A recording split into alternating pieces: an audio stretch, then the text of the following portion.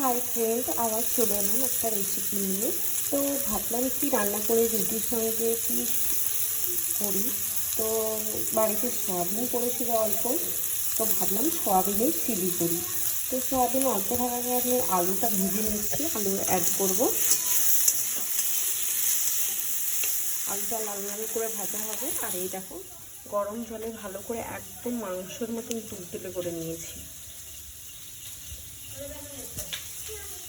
Friend দেখো, যেমন chilli chicken করি তো সেইভাবেই এখানে আদা রসুন পেস্ট করা আছে। সয়াবিনের মধ্যে এটা দিয়ে দেবো।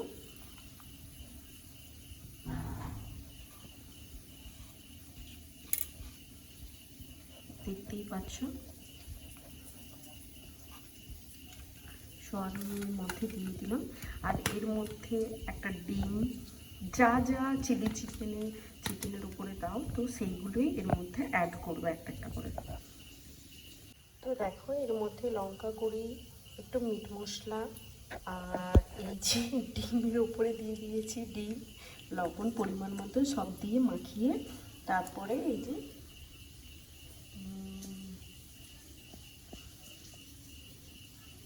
কর্নফ্লাওয়ার দিয়ে মাখিয়ে রেখে দেবো।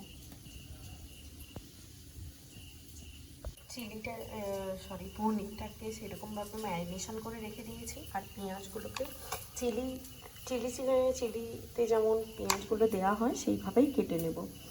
আর কড়াইতে এই যে তেল গরম করতে দেবো, এখনও দিইনি। সয়াবিনগুলোকে ভেজে নেবো। আর আলু এখানে লাল লাল করে আমার ভাজা হয়ে গেছে। দেখো, তেলটা গরম হয়ে গেছে। এর মধ্যে একটা একটা করে সয়াবিন এবারে দিয়ে ভেজে নেব। যেমন করে আমরা চিকেন ভেজে নিই সেরকম করেই ভেজে নেব।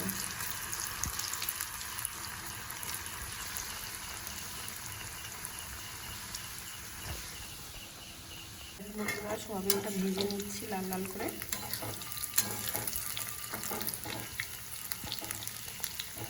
আর এখানে আমার পেঁয়াজও কাটা হয়ে গেছে। আর এই যে 3টে উপকরণ। বন্ধুরা দেখো, আমার সয়াবিন সব ভাজা হয়ে গেছে। আর যে তেলটাই ভাজছিলাম ওটা নিয়েই গ্যাসের কড়াটায় দিয়ে দিয়েছি। আর তেলটা গরম হয়ে গেছে যেহেতু, প্রথমে তেলের মধ্যে আদা আর রসুন কুচিটাকে বেশি দিয়ে দেবো। এটা দিলে ফ্লেভারটা আর গন্ধটা খুব সুন্দর আসে। আর তার মধ্যে দিয়ে দেবো পেঁয়াজ, এরকমভাবে কেটে রাখা পেঁয়াজটা। আমার কাছে ক্যাপসিকাম নেই, তাই জন্য ক্যাপসিকাম দিতে পারছি না। তোমাদের কাছে অবশ্যই ক্যাপসিকাম থাকলে অবশ্যই অ্যাড করবে।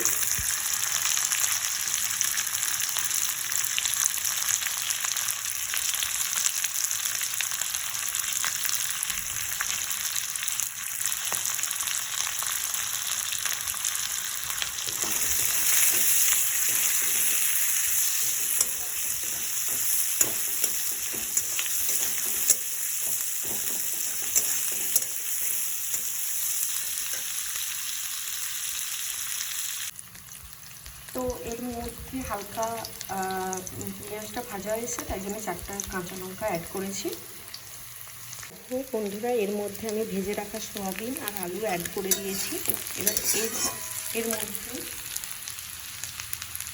চিলি সস, সোয়া সস আর টমেটো সস এক এক করে অ্যাড করব।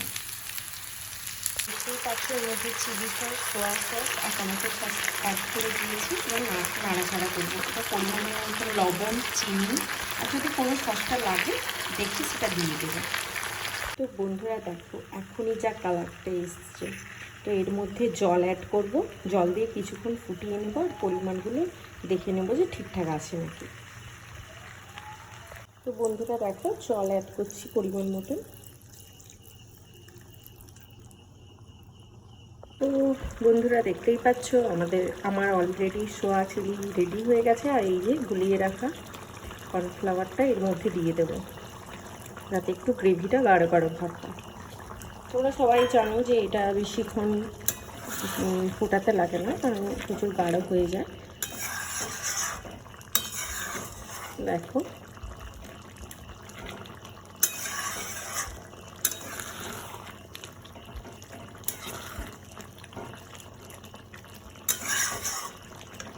তো আমার সোয়া চিলি রেডি।